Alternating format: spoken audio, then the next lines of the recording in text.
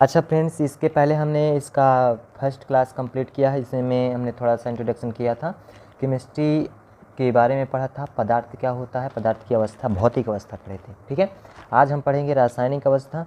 ठीक, उस पर हमने क्या क्या पढ़ा था उसको आप ध्यान में थोड़ा सा रख लीजिए, इसके बाद स्टार्ट करते हैं। ठीक है, तो हमने सबसे पहले बताया था कि केमिस्ट्री का बाबूजी किसे कहा जाता है, तो लेवेसियर को कहा जाता है। किसे कहा जाता है? लेवेसियर को कहा जाता है। केमिस्ट्री का बाबूजी किसे कहा जाता है? लेवेसियर को कहा जाता है। किसे कहा जाता है? लेवेसियर को कहा जाता है। ठीक है, और दूसरा बताए थे, दूसरा ध्यान रखेंगे। अच्छा, ये भी बता दें कि केमिस्ट्री के आधुनिक रसायन को है कहा जाता है। ठीक है, रसायन विज्ञान का जो आधुनिक भाग है उसका है जनक कहा जाता है लेवेसियर को।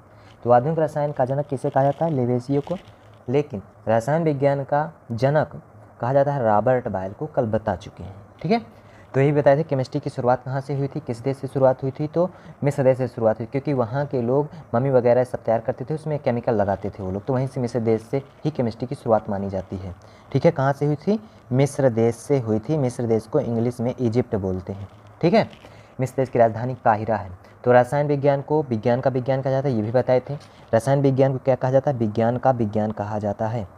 विज्ञान का विज्ञान कहा जाता है। ठीक है, विज्ञान का विज्ञान, रसायन विज्ञान को विज्ञान का विज्ञान कहा जाता है, ये पॉइंट आप ध्यान रखेंगे। दूसरा बताए थे, दूसरा हम ये बताए थे कि पदार्थ की शर्तें क्या हैं, किस शर्त पे हम पदार्थ को मैटर बोलेंगे या पदार्थ कहेंगे। ठीक है, तो दुनिया की हर वह चीज़ जिसमें भार होता है और वो कुछ स्थान घेरता है, और भार भी होना चाहिए और कुछ स्थान घेरना चाहिए, तभी उसे हम पदार्थ कहेंगे, अन्यथा कि जैसे पदार्थ नहीं कहेंगे। ठीक है, चलिए अगले बताए थे, आगे हम ये बताए थे कि पदार्थ की अवस्थाएं, एक भौतिक अवस्था के आधार पर पहचानेंगे पदार्थ को और रासायनिक अवस्था के आधार पर पहचानेंगे। ठीक है, पदार्थ का दूसरा नाम द्रव्य है। केमिस्ट्री वाला पदार्थ को द्रव्य बोलता है और इंग्लिश में सब्सटेंस कहा जाता है, लेकिन मैटर भी कहा जाता है पदार्थ को। ठीक है, पदार्थ का दूसरा नाम क्या है? द्रव्य। ठीक है, इसे हम कई भागों में क्या करेंगे, पढ़ेंगे बात करके, जिसे हम बता चुके हैं अभी कि भौतिक गुण और रासायनिक गुण। ठीक है, भौतिक गुण में कल पढ़े थे, क्या क्या पढ़े थे, तो भौतिक गुण में हम पढ़े थे कल, भौतिक गुण में पढ़े थे, हमने पढ़ा था ठोस, द्रव, गैस और प्लाज्मा और बोस आइंस्टीन कंडेंसेट। ठीक है, ये हम पढ़े थे। तो ठोस पहला पढ़े थे, ठोस। ठोस क्या होता है?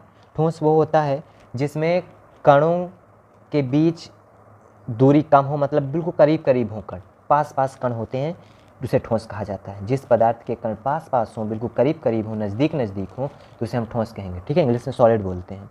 दूसरा, अच्छा ये बता दें, ठोस का जो घनत्व होता है सबसे ज़्यादा होता है, घनापन को ही हम घनत्व कहते हैं, डेंसिटी। ठीक है, तो ठोस का घनत्व सबसे ज़्यादा होता है। इसके बाद आता है द्रव, पढ़े थे, द्रव पढ़े थे। इसके बाद द्रव में क्या बताए थे? लिक्विड में द्रव में बताए थे कि ठोस से थोड़ा द्रव के कण क्या होते हैं? दूर दूर होते हैं, हल्का दूर होते हैं। ठीक है, उसे हम द्रव कहते हैं। जैसे पानी आपका द्रव है, ऑयल आपका द्रव है, ये सब द्रव हैं। ठीक है, इसके कण थोड़ा दूर दूर होते हैं, बहुत दूर दूर नहीं। इसके बाद पढ़े थे इस गैस, इसके बाद हम पढ़े थे गैस। ठीक है, तो गैस में क्या पढ़े थे कि गैस के जो कण होते हैं बहुत दूर दूर होते हैं, जिनके कणों की दूरी क्या होती है? दूर दूर। दूर दूर होने की वजह से गैस क्या होती है? हल्की होती है। क्या होती है? हल्की होती है। गैस की गतिज ऊर्जा भी ज़्यादा होती है, गैस का घनत्व तो कम होता है, क्योंकि इसमें घनापन कम होगा, कण कण कण दूर दूर होंगे, इसलिए घनापन कम होगा, इसलिए घनत्व इसका क्या होगा? कम। इसके बाद चौथी अवस्था बताए थे प्लाज्मा। क्या बताए थे? प्लाज्मा। ठीक है, प्लाज्मा है चौथी अवस्था, प्लाज्मा।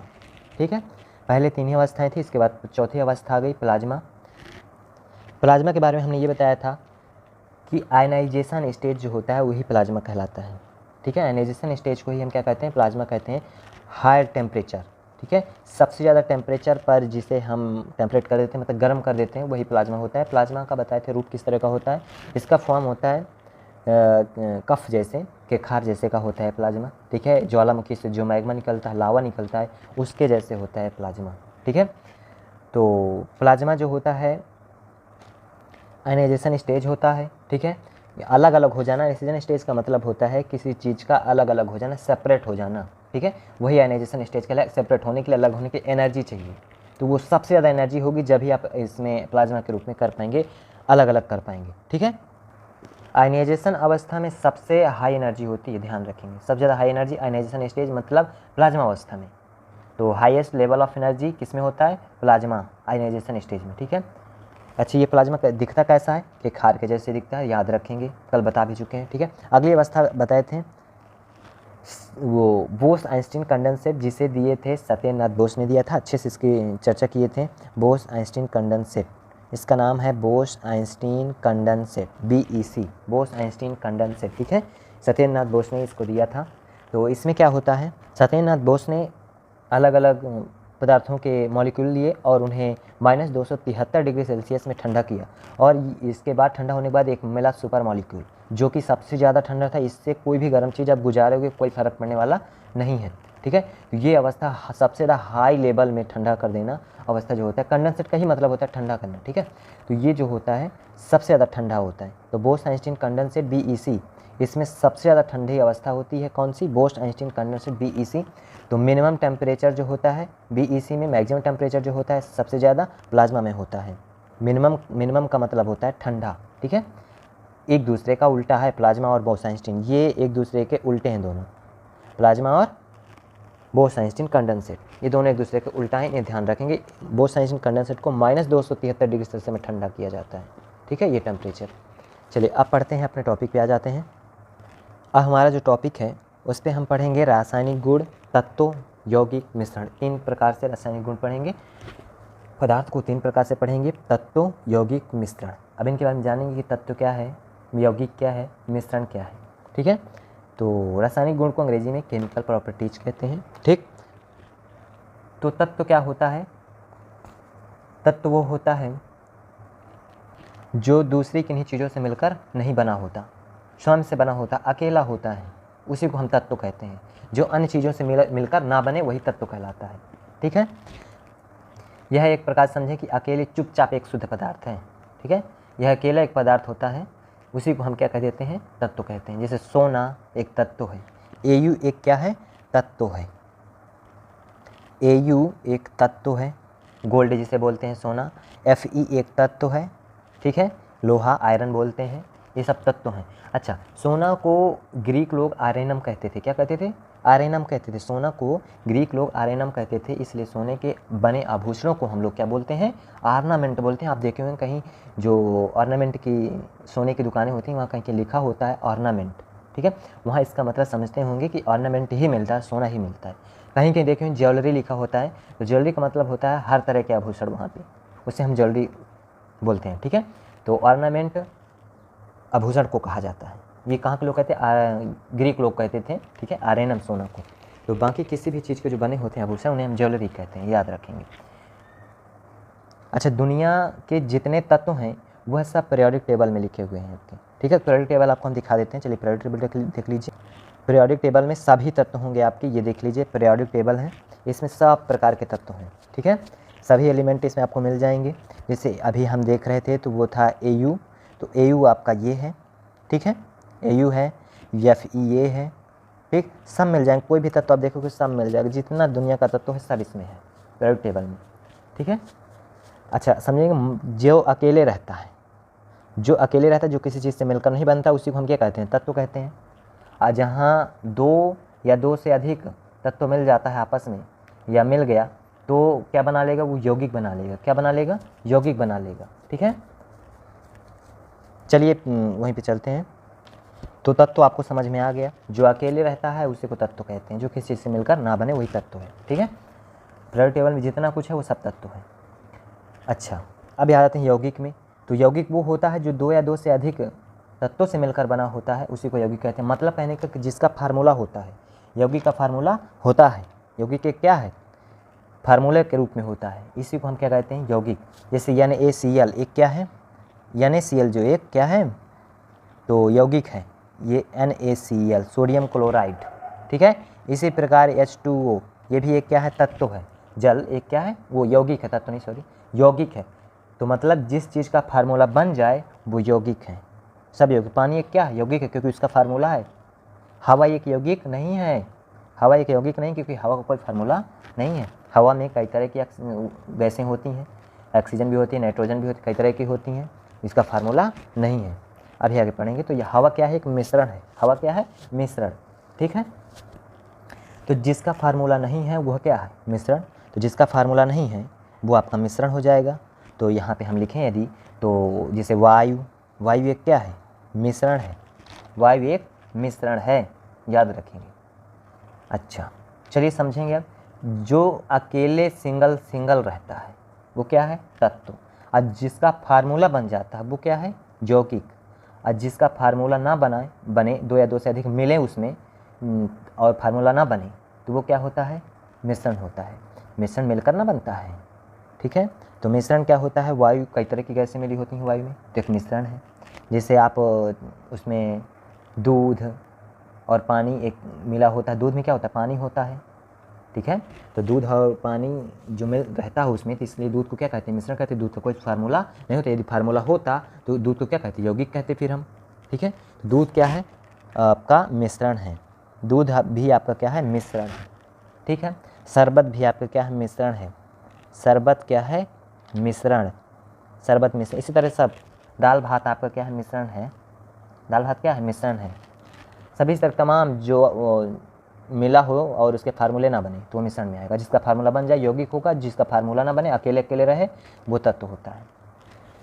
तो अब यहाँ हम देखेंगे कि तत्व भी कितने प्रकार का होता है, 3 प्रकार का होता है। तत्व 3 प्रकार का होता है, जिसमें आपका धातु, अधातु, उपधातु रहता है। धातु, अधातु और उपधातु रहता है।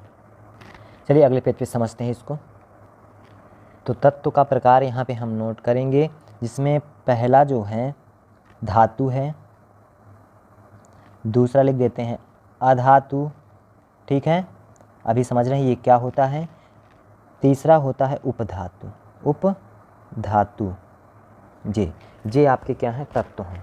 तत्व के टाइप हैं, प्रकार हैं। तत्व को इंग्लिश में एलिमेंट बोलते हैं, ध्यान रखेंगे। तो अधातु क्या होता है, अधातु को हम इंग्लिश में मेटल बोलते हैं, अधातु को हम बोलते हैं नॉन मेटल, और उपधातु को बोलते हैं मेटलॉइड। क्या क्या बोलते हैं बताइए, धातु को मेटल बोलते हैं, अधातु को नॉन मेटल बोलते हैं, और उपधातु को मेटलॉइड बोलते हैं, ठीक है। ये आपके हुए धातु धातु तत्व के प्रकार। तो अब धातु क्या होता है, तो धातु वो होता है जिसमें करंट को ले जाते हैं, मतलब करंट को जाने देता है, इस चीज़ को हम क्या बोलते हैं, धातु। एक धातु ही करंट को जाने देगा, अधातु जाने नहीं देता। तो धातु करंट को जाने देता है, अतः इसे हम क्या कहते हैं, चालक कहते हैं। जब धातु करंट को जाने देता है जो चीज़, उसी को हम क्या कहते हैं, चालक कहते हैं। तो यहाँ बगल में लिख देते हैं चालक, ठीक है। धातु को हम क्या कहते हैं, चालक भी कहते हैं, चालक। और इसी को हम सुचालक भी कहते हैं, ध्यान रखेंगे, सुचालक, ठीक है, इसी को सुचालक भी कहते हैं। अच्छा, अधातु में आ जाइए। धातु क्या होता है, जिसमें करंट जाए वो धातु होता है, और जिसमें करंट ना जाए वो क्या होता है, अधातु होता है। मतलब करंट को नहीं जाने देता, अतः इसे हम क्या कहते हैं, अचालक कहते हैं। जो करंट को नहीं जाने देता उसी को हम क्या कहते हैं, अचालक, अचालक कहते हैं, अचालक कहते हैं। और इसी को हम कुचालक कहते हैं, कुचालक कहते हैं, ठीक है, कुचालक कहते हैं। अब आता है उपधातु, मेटलॉइड। मेटलॉइड करंट को जाने देता है, लेकिन थोड़ा थोड़ा जाने देता है, ज़्यादा करंट को नहीं जाने देता, इसलिए इसे हम कहते हैं अर्धचालक। क्या कहते हैं, अर्धचालक, इसे हम अर्धचालक कहते हैं। ये थोड़ा थोड़ा करंट को जाने, ज़्यादा जाने नहीं देता, ध्यान समझेगा अभी से। धातु क्या होता है, जो करंट को जाने देता है इसे हम चालक कहते हैं, और जो करंट को नहीं जाने देता उसे हम अचालक कहते हैं। अधातु करंट को नहीं जाने देता, इसलिए इसे हम क्या कहते हैं, अचालक कहते हैं। उपधातु करंट को जाने देता है लेकिन थोड़ा थोड़ा जाने देता है, इसलिए हम इसे अर्धचालक कहते हैं।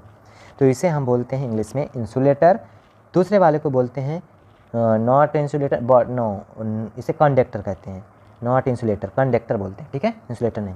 तो इंसुलेटर चालक को, कंडक्टर अचालक को, और सेमी कंडक्टर बोलते हैं अर्धचालक को, ध्यान रखेंगे, ठीक है। तो जहाँ करंट ज़्यादा चाहिए तो वहाँ पर कौन सी धातु लगाएंगे आप, क्या लगाएंगे, तो धातु को लगाएंगे। जहाँ करंट ज़्यादा चाहिए वहाँ क्या लगाएंगे, धातु लगाएंगे। जहाँ करंट एक भी नहीं चाहिए वहाँ पर क्या लगाएंगे, अधातु लगाएंगे। और जहाँ करंट थोड़ा थोड़ा चाहिए वहाँ पर उपधातु आप लगाएंगे, ठीक है। तो बताइएगा।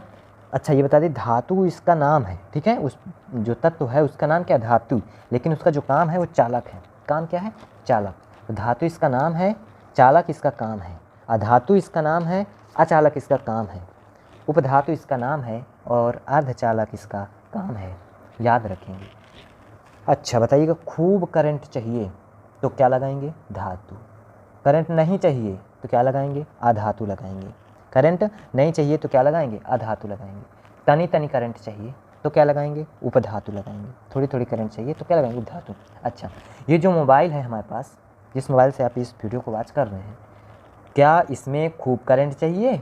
नहीं, खूब करंट नहीं चाहिए। खूब करंट चाहिए तो मोबाइल, खूब करंट कहाँ इसमें आएगा बताइए? खूब करंट चाहिए यदि तो मोबाइल है ना भड़क जाएगा, ब्लास्ट हो जाएगा, करंट लगने लगेगा। ज़्यादा करंट चाहिए तो ज़्यादा करंट नहीं चाहिए मोबाइल को, तो इसमें कैसी करंट चाहिए? तनी तनी करंट चाहिए, थोड़ी थोड़ी।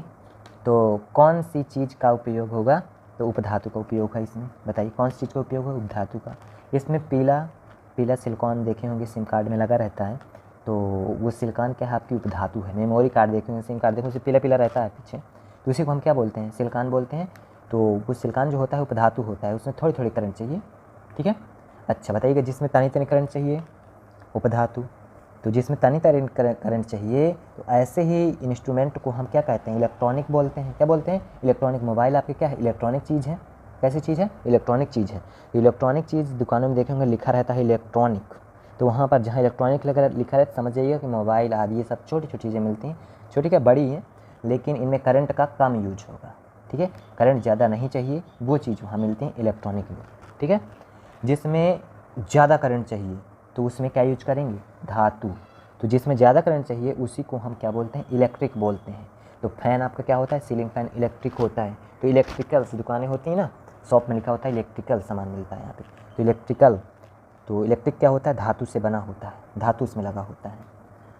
तो एक पंखा एक इलेक्ट्रॉनिक डिवाइस है, मोबाइल एक क्या है? पंखा एक इलेक्ट्रिक डिवाइस है, लेकिन मोबाइल एक क्या है? इलेक्ट्रॉनिक डिवाइस है, ठीक है। याद रखेंगे इसको।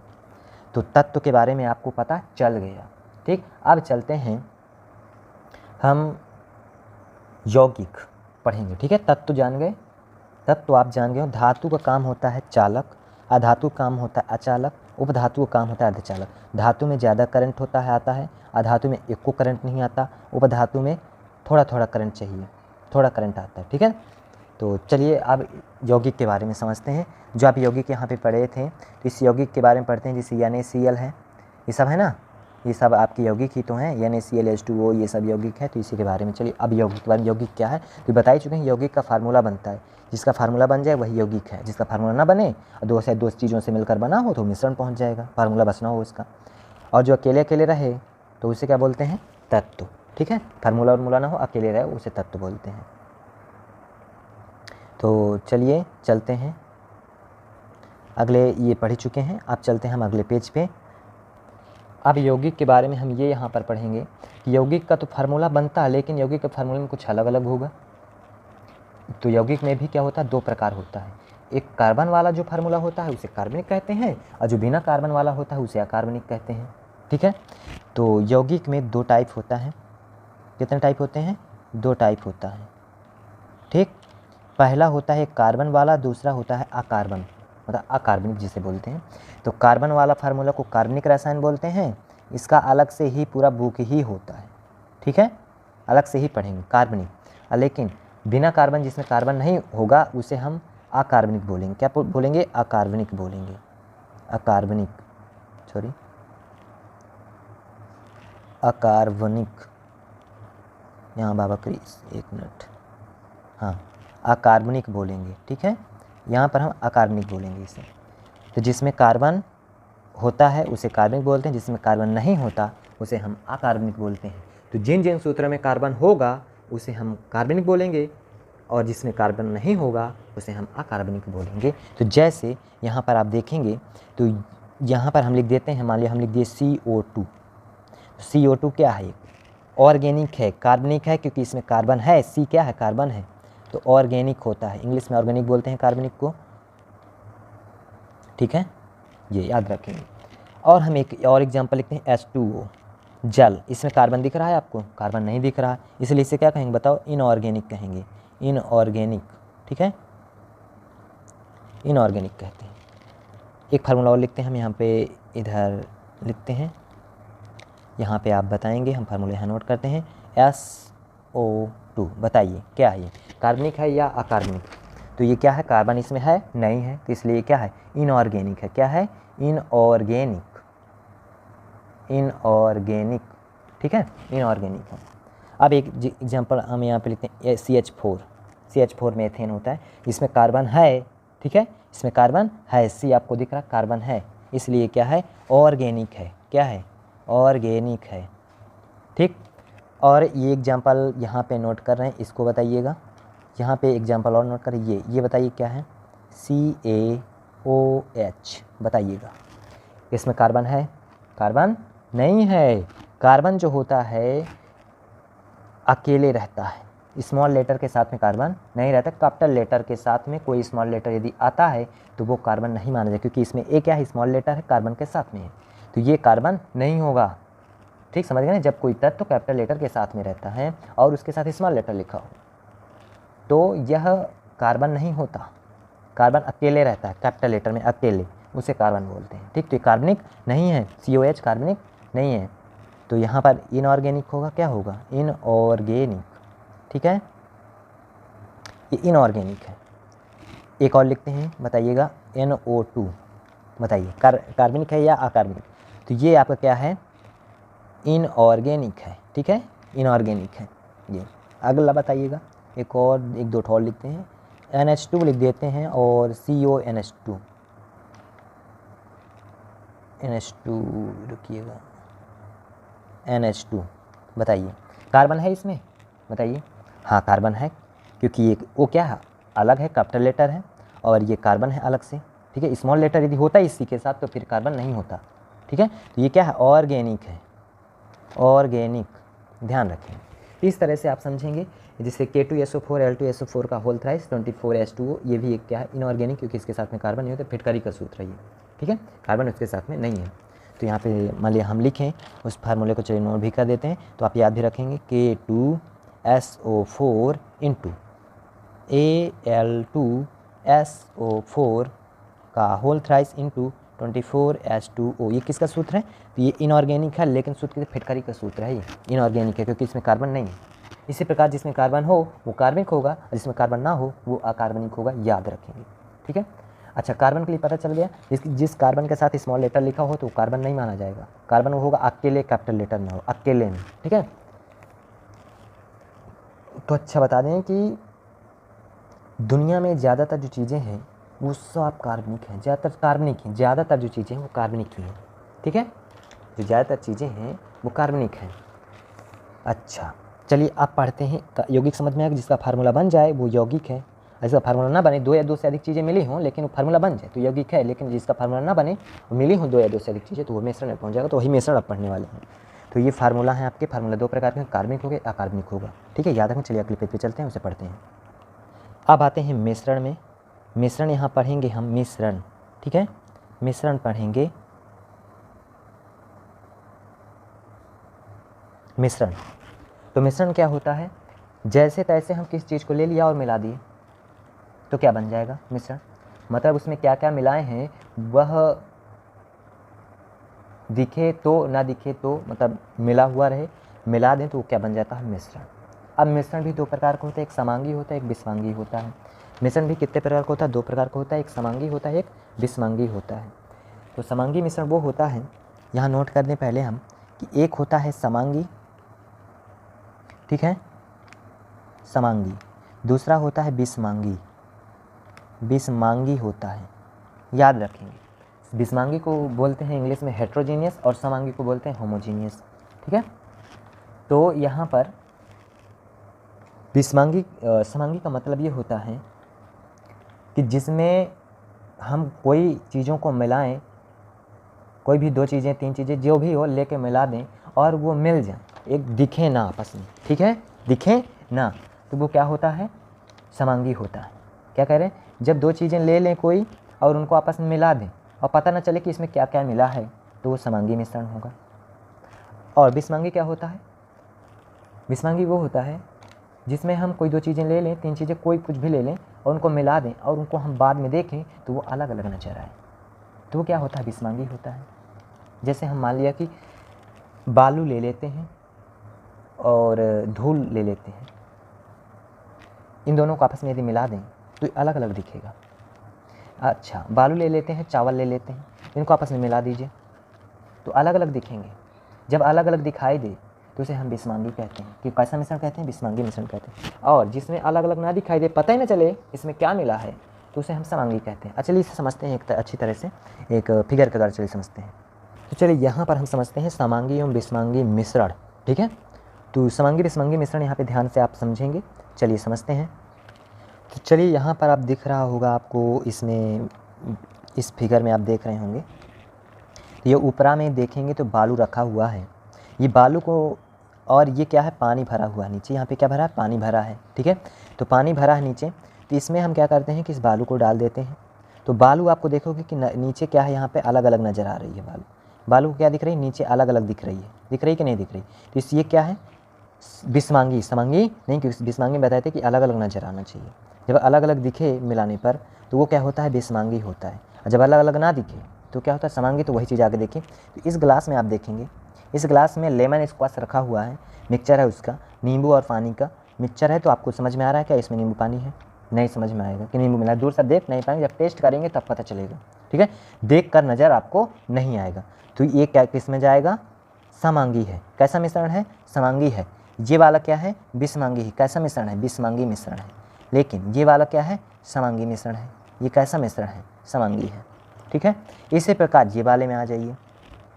तो ये जो मिश्रण है, इसमें पानी रखा है और ये नींबू रखा हुआ है और ये शुगर रखा है। तो शुगर, वाटर और लेमन तीनों को यदि मिला देते हैं तो क्या बनता है? शरबत बनेगा। क्या बनेगा? सिर्फ में शरबत होता है, शरबत बनता है। इस शरबत को क्या आप जान पाएंगे कि इसमें क्या क्या मिला? दिख रहा है आपको? नहीं दिखेगा। जब नहीं दिखेगा, नहीं पहचान पाएंगे, तो किस में जाएगा? समांगी मिश्रण होगा। कैसा मिश्रण होगा? समांगी मिश्रण होगा। ध्यान रखेंगे। ठीक है, ये आपको समझ में आ गया, समांगी बिस्मांगी। ठीक है, तो हम इसको एक बार रिवाइज करते हैं। चलिए अगले पेज में, फिर इसके बाद वीडियो को एंड करते हैं। हमने सबसे पहले बताया था मैटर।